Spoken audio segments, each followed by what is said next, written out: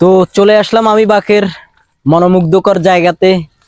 সেই দিন আমরা যে ফাঁকিটাকে ঝড় বৃষ্টির সময় খুঁজে পেয়েছিলাম সেই ফাঁকিটাকে নিয়ে চলে আসলাম আজকে। তো ফাঁকিটার কি হাল অবস্থা আপনাদের সবাইকে দেখাবো।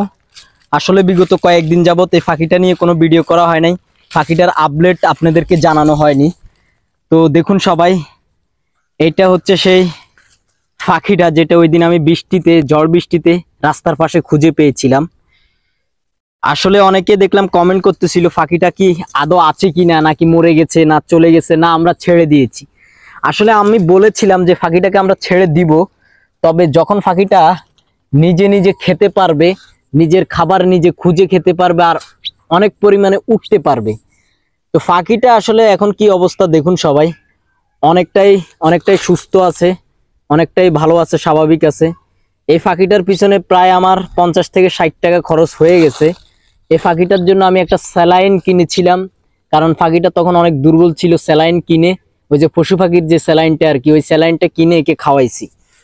তারপর এই ফাঁকিটার জন্য আমি কিনেছি খাদ্য, ফাঁকিটারে খাওয়ানোর জন্য। পোকামাকড় আমাদের এদিকে আসলে তেমন একটা খুঁজলে পাওয়া যায় না, তো আমি খাদ্য কিনেছি, খাদ্য খাওয়াইতেছি এই মুহূর্তে ফাঁকিটাকে। তো এটা হচ্ছে মুরগের খাদ্য আর কি, ফার্মের আদার যেটাকে বলে, মুরগিরে খাওয়ায় যেটা। তো আমি এই খাদ্যটা ফাঁকিটারে খাওয়ানোর পরে আমি বুঝতে পেরেছি ফাঁকিটা কিন্তু অনেক শক্তি পাইতেছে। এই খাবারটা খাওয়ানোর পরে অনেক হেলথ বাড়তেছে ফাঁকিটার। তো ফাঁকিটাকে এখন একটু খাওয়াই দিব, কারণ সেই দুপুরবেলা আমি একটু ওরে খাওয়ানো দিছিলাম আর খাওয়াই নেই। আসলে ফাঁকিটা অনেক ক্ষুধার্ত, দেখছেন দেওয়ার সাথে সাথে খেয়ে নিছে। তো ফাঁকিটা অনেক ভালো লাফাইতে পারে কিন্তু উঠতে পারে না। তো যদি উঠতে পারতো অনেক বেশি তাহলে আমি তাকে ছেড়ে দিতাম আর কি। আসলে এখন ছাড়ার চিন্তা ভাবনা ছিল আমার, এখানে ছেড়ে দিব ভাবতেছি, কিন্তু যে পরিমাণে লাফায় ভাই, চারপাশে আমার অনেক পরিমাণে জঙ্গল, জঙ্গলের ভিতরে ঢুকে গেলে আমি আর খুঁজে পাবো না। ফাঁকিটাকে খেয়ে নিবে সাপ কিংবা ব্যাং কিংবা বেজি, খেয়ে নিবে ফাঁকিটাকে। তো তাই আমি আর ছাড়বো না ফাঁকিটাকে, আবারও তার খাঁচাতে দিয়ে দিব আর কি। তো আসলে এইটাই ছিল ফাঁকিটার আপডেট। আসলে ফাঁকিটা কি করে দেখেন সবাই,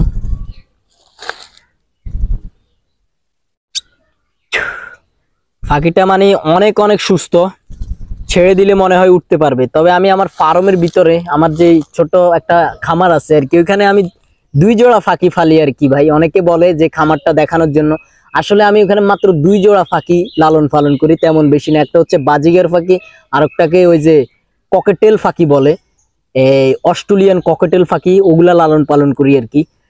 তো আমি আস্তে আস্তে আরো ফাঁকি ওখানে আনবো লালন পালন করার জন্য। ওই ফাঁকিগুলো নিয়েও আমার অনেকদিন ভিডিও করা হয় না, ফাঁকিগুলো আছে মোটামুটি ভালোই আছে। তো এই ফাঁকিটা কিছুদিন আগে খুঁজে পেয়েছিলাম, তো দেখতে পাচ্ছেন এই ফাঁকিটার এখন কি হাল অবস্থা। অবশ্যই অবশ্যই ফাঁকিটার ভিডিও আগে যারা যারা দেখছেন তারা অবশ্যই এই ভিডিওতে একটা লাইক দিয়ে কমেন্ট করবেন।